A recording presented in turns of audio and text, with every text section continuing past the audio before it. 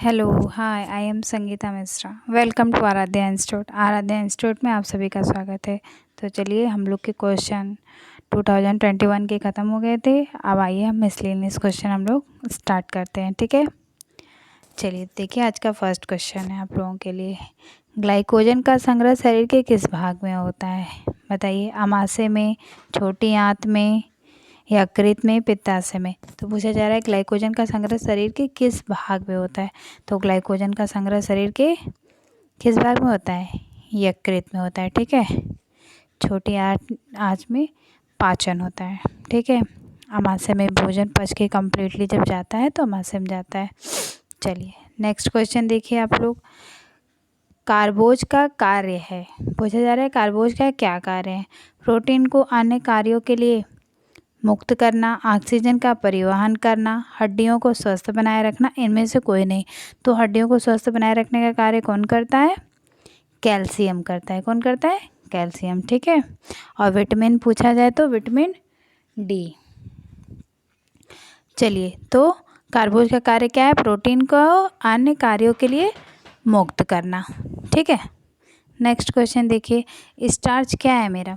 Starch monosaccharides है, polysaccharides है, disaccharides है, या इनमें से सभी हैं? तो हमारा स्टार्च क्या है? स्टार्च हम लोग का पॉलीसैकेराइड्स है, सॉरी, स्टार्च क्या है? पॉलीसैकेराइड्स है, ठीक है। मोनोसैकेराइड्स क्या है बताइए आप लोग? ग्लूकोज, फ्रक्टोज और गैलेक्टोज। ग्लूकोज, फ्रक्टोज और गैलेक्टोज, GFG जिसको शॉर्ट में बोलते हैं, ठीक है। ग्लूकोज, फ्रक्टोज, गैलेक्टोज हम लोग का मोनोसैकेराइड्स है। और डाइसैकेराइड्स अगर पूछ ले तो बताइए, ग्लूकोज, फ्रक्टोज, गैलेक्टोज मोनोसैकेराइड्स है, डाइसैकेराइड्स कौन से है? आप लोग कमेंट करके ज़रूर से बताइएगा। चलिए नेक्स्ट क्वेश्चन, और इसका आंसर क्या होगा? स्टार्च है पॉलीसैकेराइड्स। नेक्स्ट क्वेश्चन देखिए, अमीनो अम्ल जिसका संश्लेषण शरीर नहीं कर सकता वह अमीनो अम्ल कहलाता है। वह अमीनो अम्ल क्या कहलाता है? जिसका संश्लेषण हमारा जो शरीर है वो नहीं कर सकता है, तो क्या कहलाता है बताइए? गैर आवश्यक, आवश्यक, आंशिक या साधारण? तो जिसका संश्लेषण, जिस अमीनो अम्ल का संश्लेषण हमारा शरीर नहीं कर पाता उसे आवश्यक कहते हैं, क्योंकि वो हमें बाहर से लेना होता है, ठीक है। और जो शरीर के अंदर है वो खुद से ही हो जा रहा है, तो हमारे लिए आवश्यक नहीं है, हमें लेने की आवश्यकता उसको नहीं है, ठीक है। जो हमें बाहर से लेना है वो हमारे लिए आवश्यक है, ठीक है। तो इसका आंसर क्या होगा? आवश्यक। समझ में आई बात? नेक्स्ट देखिए, और अमीनो अम्ल की संख्या कितनी होती है? 20 होती है, ठीक है। चलिए, जिसमें से 10 आवश्यक होते हैं और 10 अनावश्यक होते हैं, ठीक है। आवश्यक वो होते हैं जो हमें बाहर से लेने होते हैं, अनावश्यक वो होते हैं जो हमारे शरीर में खुद उसकी आपूर्ति हो जाती है। चलिए क्वेश्चन नंबर 5 देखिए, प्रायः इसे फलों के शर्करा कहा जाता है। फलों की शर्करा किसे कहा जाता है? फ्रक्टोज, ग्लूकोज, गैलेक्टोज या सुक्रोज को? बताइए, वैसे फलों की शर्करा किसे कहा जाता है? तो फलों की शर्करा फ्रक्टोज को कहा जाता है। ग्लूकोज क्या है? ग्लूकोज जो हमें तुरंत एनर्जी देती है, ठीक है, कार्बोहाइड्रेट का रूप।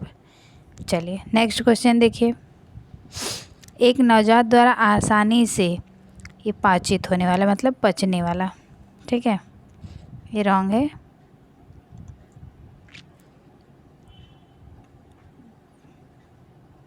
पाचित, ठीक है। एक नवजात द्वारा आसानी से पाचित होने वाला मुख्य कार्बोहाइड्रेट कौन सा है? ग्लूकोज है, लैक्टोज है, फ्रक्टोज है, सुक्रोज है। तो नवजात बच्चे को क्या दिया जाता है? मिल्क दिया जाता है, ठीक है। तो मिल्क को कौन सी शर्करा बोलते हैं? लैक्टोज बोलते हैं, ठीक है। तो नवजात बच्चे उसी को ही पचा सकते हैं, तो लैक्टोज, ठीक है, उसे दूध की शर्करा भी बोलते हैं। चलिए नेक्स्ट क्वेश्चन देखिए, स्टार्च साधारण रूप से टूटता है, कहाँ टूटता है? मुख में टूटता है, छोटी आंत में, आमाशय में, या बड़ी आंत में? तो हमारा पाचन स्टार्ट कहाँ से होता है? पाचन तो स्टार्ट हमारा मुख से होता है, ठीक है। पूछा जा रहा है स्टार्च साधारण रूप से मतलब पूरी तरह से हमारा कहाँ टूट जाता है? तो हमारा ये छोटी आंत में, ठीक है। और पूछा जाए पाचन हमारा कहाँ से स्टार्ट होता है? तो पाचन हमारा मुख से स्टार्ट होता है, ठीक है। मुख से पचना हमारा स्टार्ट हो जाता है। चलिए नेक्स्ट क्वेश्चन देखिए, एमाइलेज को कहते हैं, एमाइलेज को क्या कहते हैं? एंजाइम कहते हैं, टाइलिन कहते हैं, लाइसोजाइम कहते हैं, इनमें से कोई नहीं? तो एमाइलेज को क्या कहते हैं? एमाइलेज हमारा ये क्या है? एंजाइम है, ठीक है। टाइलिन वो जो हमारे लार में पाया जाता है उसे टाइलिन कहा जाता है। चलिए नेक्स्ट क्वेश्चन देखिए, कार्बोहाइड्रेट का प्रत्येक ग्राम देता है, बताइए कार्बोहाइड्रेट का प्रत्येक मतलब 1 ग्राम कितना कैलोरी देता है, ये पूछा जा रहा है। तो 4 कैलोरी, 5 कैलोरी, 7 कैलोरी या 9 कैलोरी। तो 9 कैलोरी हमारा वसा देता है, ठीक है। वसा से हमें 9 कैलोरी प्राप्त होता है। 1 ग्राम वसा में कितनी कैलोरी, 9 कैलोरी, ठीक है। 7 होगा नहीं, 5 होगा नहीं, हमारा क्या होगा 4 कैलोरी, ठीक है।